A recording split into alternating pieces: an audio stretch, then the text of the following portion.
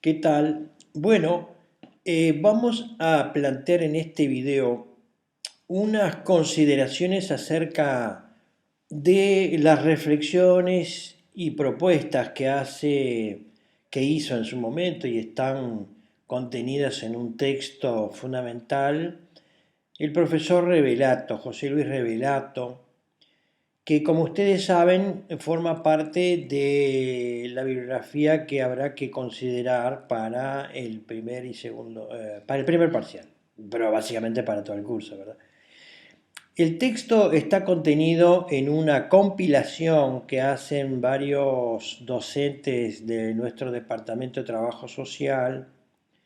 y el capítulo que nosotros recomendamos especialmente, de la página 217 a la 231, tiene como título Ética comunicativa y ética de la autenticidad en una práctica social transformadora. Es del año 1996. Hay que considerar precisamente lo que plantea Revelato en un contexto social, político, cultural y económico de los 90, ¿verdad? Entonces, así podemos comprender mejor a qué se refiere Revelato.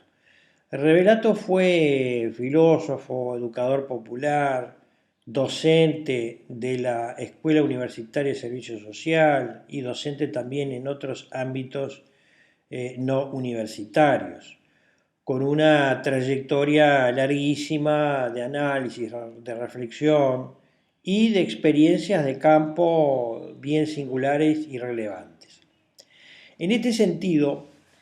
el texto que nosotros propusimos para lectura hace algunas consideraciones respecto a lo que él entiende como nuevos paradigmas, o mejor dicho, la necesidad de construir nuevos paradigmas en el trabajo social. Entonces nosotros vamos a analizar rápidamente porque algunos estudiantes nos plantearon la dificultad de comprensión de este texto y queremos entonces, a propósito de los planteos que hace Revelato, hacer algunas reflexiones y aclarar en todo caso qué significan algunas de sus reflexiones. En primer lugar, en ese capítulo, él habla de la intencionalidad y el sentido del trabajo social. Y fíjense que, como decíamos, en un contexto de los 90, él señala la hegemonía de una forma de relacionamiento social impregnada por el individualismo, por un rasgo típico del modelo capitalista, en donde la responsabilidad es individual para salir adelante, en donde la práctica social está permeada por este enfoque neoliberal. En ese caso él hablaba y hacía referencia obviamente a las políticas sociales que se desarrollaban no solamente en Uruguay, sino en América Latina, con una inspiración claramente neoliberal que pone el acento en el mercado, que pone el acento en la responsabilidad individual y menos la responsabilidad en el Estado. Entonces, a partir de este marco, él dice, bueno, hay un paradigma, que es este paradigma hegemónico, que hay que reemplazar, sustituir, que hay que construir a partir de otros valores, a partir de otros conceptos fundamentales. Y por eso él habla que hay que ir a un nuevo paradigma de carácter ético-cultural. Él habla de la ética comunicativa y plantea claramente una idea fundamental, la primera idea fundamental, que es el hecho de que los profesionales tienen que vincularse con los sujetos de la intervención, de la acción profesional, de una manera simétrica, a partir de la reciprocidad, del diálogo, de la comprensión y,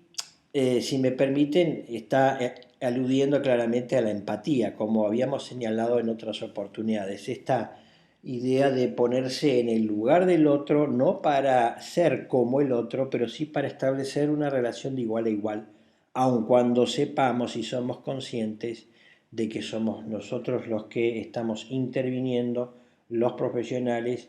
pero eso no elude la cuestión de establecer relaciones simétricas o tender o propender a una relación simétrica entre los sujetos de intervención profesional, sean estos los individuos, las familias, las comunidades, los colectivos, los grupos, ¿verdad? Esta es un poco la idea fundamental.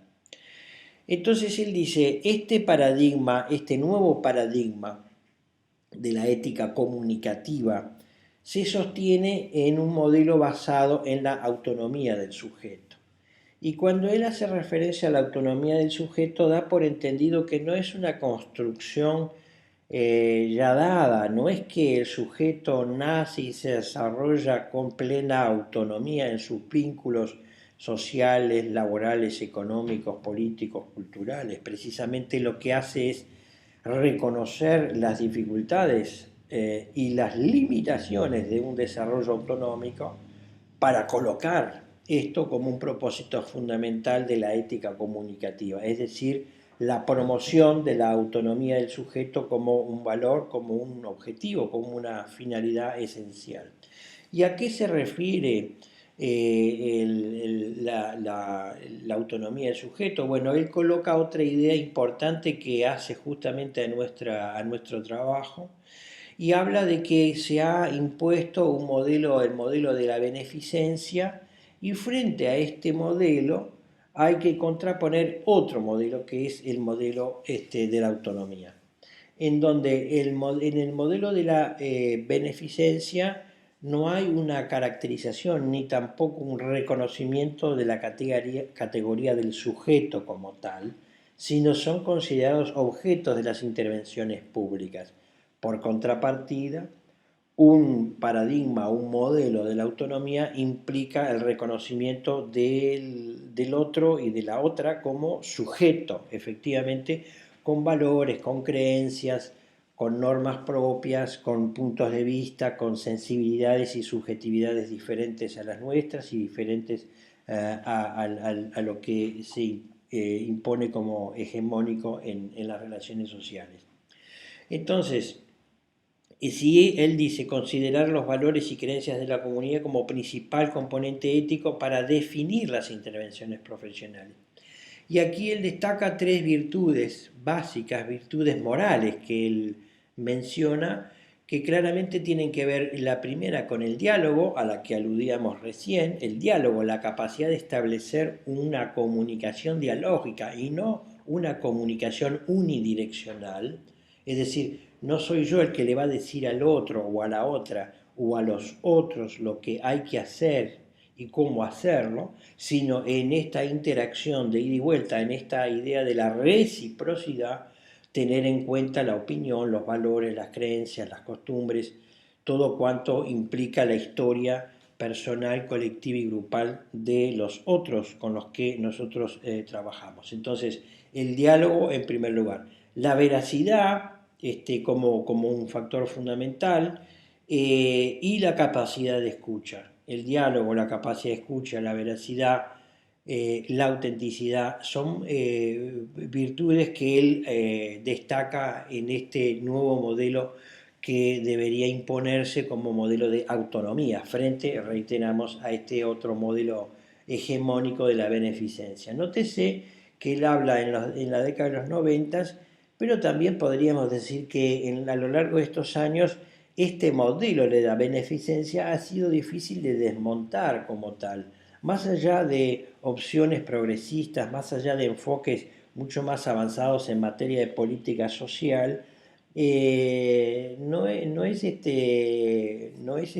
raro encontrar documentos y discursos y construcciones discursivas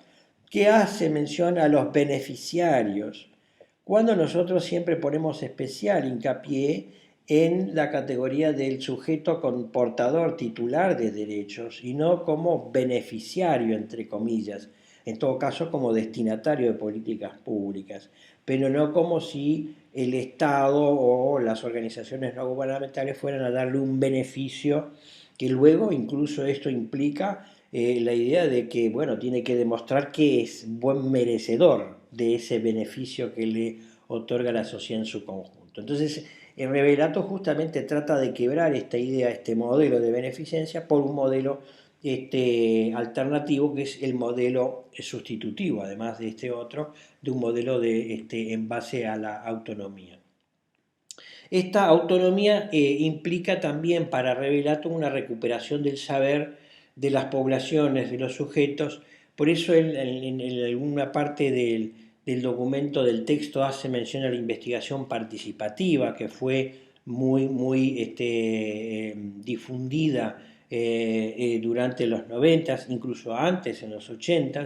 por varios investigadores. Hay toda una corriente, una escuela de investigación participativa que lo que hace es reconocer la construcción de saberes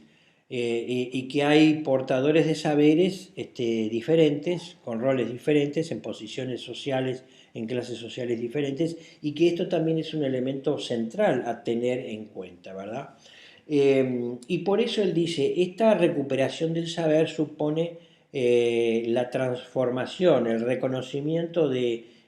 a los otros como sujetos, es decir, el pasaje del carácter o de la concepción del objeto de la intervención a una concepción de sujetos de la intervención.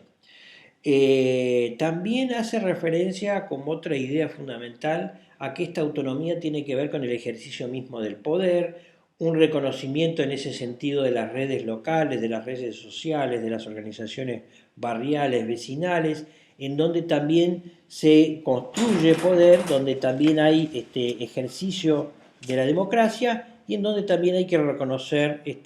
valores fundamentales para asumir estrategias de resolución de problemas o de abordaje de las vulnerabilidades sociales que sobre todo los sectores populares, sobre todo algunos segmentos poblacionales sufren o padecen. Otra idea fundamental que está en el punto 2, en el ítem 2, habla de la práctica social y el sentido con intencionalidad de cambio. Y ahí hay 4 o 5 ideas también básicas que quiero mencionar. En primer lugar, habla de que hay que reconocer, como decíamos hace un minuto, a partir de esas experiencias sociales de base, de organizaciones territoriales, reconocer un componente antagónico, es decir, antagónico a qué, a la hegemonía dominante, ¿no? Aquello, perdón, que se presenta como lo verdadero, lo que está establecido, el orden instituido, para reconocer, reitero, esta idea de en estas microexperiencias sociales un componente antagónico. En segundo lugar, él dice reconocimiento de la diversidad, significa romper el dilema que nos impone aceptar o bien el relativismo total, o sea, todo vale, o bien las visiones globales absolutistas, ¿no? Entonces, la diversidad implica el reconocimiento de la riqueza, de la pluralidad, de la heterogeneidad de estas microexperiencias sociales y la capacidad de construir en forma colectiva a partir de esas prácticas sociales que deben ser relevantes en nuestra intervención. Otra idea fundamental que plantea es la democracia y la pedagogía del poder. Él hace toda una crítica respecto a la democracia procedimental, como diría Cornelius Castoriadis, para hablar de una democracia mucho más sustantivo, y allí habla de una construcción del poder local, de una participación ciudadana, de la autogestión como idea fundamental y desde luego el reconocimiento del conflicto, de un conflicto de intereses, de un conflicto de poderes, en donde también este ejercicio del poder local implica la posibilidad de un autorreconocimiento de los otros, de los sujetos, en tanto tales, ¿verdad? Es decir, se construyen en la propia práctica social. Finalmente, en el tercer ítem, nos habla de actitudes y posturas éticas de los educadores. Aquí podríamos obviamente hacer un paralelismo y una extrapolación y estar hablando efectivamente de las actitudes y las posturas de los y las trabajadoras sociales. Y entonces allí señala dos, tres, cuatro, cinco aspectos. En primer lugar, la importancia de un autoanálisis colectivo, es decir, nosotros cuando vamos a una comunidad, cuando trabajamos con un grupo o trabajamos con una familia, lo importante es reconocer que estamos tratando de construir diagnósticos comunes, compartidos, con ideas, con propuestas y con valoraciones de la propia comunidad, de los propios individuos o familias con los que trabajamos. Allí hay entonces un autoanálisis colectivo, en donde él justamente plantea que frente a esta racionalidad instrumental, en donde se aplican técnicas un poco burocratizadas, hay que redimensionar lo cultural, la autovaloración y el reconocimiento de las aportaciones que hacen las comunidades, los sujetos, los individuos, las familias. En este sentido, dice, hay que desestructurar los modelos aprendidos, ¿verdad? Y esta formación nuestra desde la universidad debe contribuir precisamente a desestructurar estos modelos que nos vienen dados o que de alguna manera en nuestra historia, en nuestra propia biografía personal, las hemos internalizado. Generar el clima propicio para el diálogo, el mutuo aprendizaje, generar confianza, estos son aspectos fundamentales que tienen que ver con esa actitud, con esa postura de las y los trabajadores sociales, planteando finalmente que en definitiva él habla también de una utopía de la liberación y una ética de la esperanza, es decir, que si bien podemos estar lejos de aquella utopía, de esta idea de los sujetos entendidos como tales, portadores de derechos, con capacidad constructiva, con alternativas novedosas, antihegemónicas, esto no es plausible en la cotidianeidad y vamos a encontrar siempre limitaciones estructurales o coyunturales, dificultades para que ello sea posible. Pero él nos coloca como norte, o si se quiere como faro, como guía, esta utopía de la liberación, la utopía y la ética de la esperanza, es decir, junto con la ética de la autonomía del sujeto, está esta ética de la esperanza, que es posible desarrollar un nuevo enfoque del trabajo social, que es posible y necesario apuntar a que seamos una sociedad mucho más justa, más igualitaria, más solidaria, más fraterna. Un poco este es el sentido de este texto. Naturalmente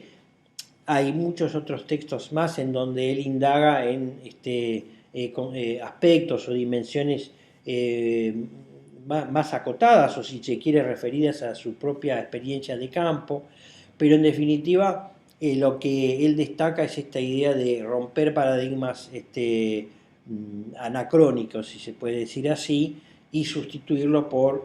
paradigmas en donde la autonomía del sujeto es fundamental. Por eso él habla de la autonomía, de la ética de la autonomía, de la ética de la esperanza, de la ética de la liberación, y como tal los profesionales del trabajo social deben asumir con responsabilidad este nuevo enfoque, este nuevo abordaje del trabajo con los otros, sean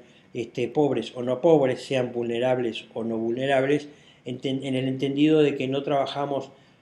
solamente para los otros, sino con los otros. Es decir, trabajamos en forma colectiva, en forma de diálogo, en una ida y vuelta, y no imponemos soluciones, no imponemos estrategias, no decimos lo que debe hacer o lo que no debe hacer, sino que esta construcción tiene que ser siempre con respeto, con reciprocidad y desde luego en lo posible desde una relación simétrica. Esto es a grandes rasgos lo que plantea el texto. No es un texto muy largo, es un texto además muy rico, muy denso, pero que yo quería compartir algunos elementos a raíz de la inquietud de algunos estudiantes en función de la cierta dificultad del texto del maestro Revelato. Y bueno, entonces en la próxima seguiremos con informe y registro, pero desde luego que se viene el parcial, ya saben, tienen que ir a la EVA, leer el protocolo, las instrucciones para participar directamente y personalmente en facultad del primer parcial, en la mañana y en la noche. Lean por favor ese protocolo, es fundamental estar una hora antes, es fundamental,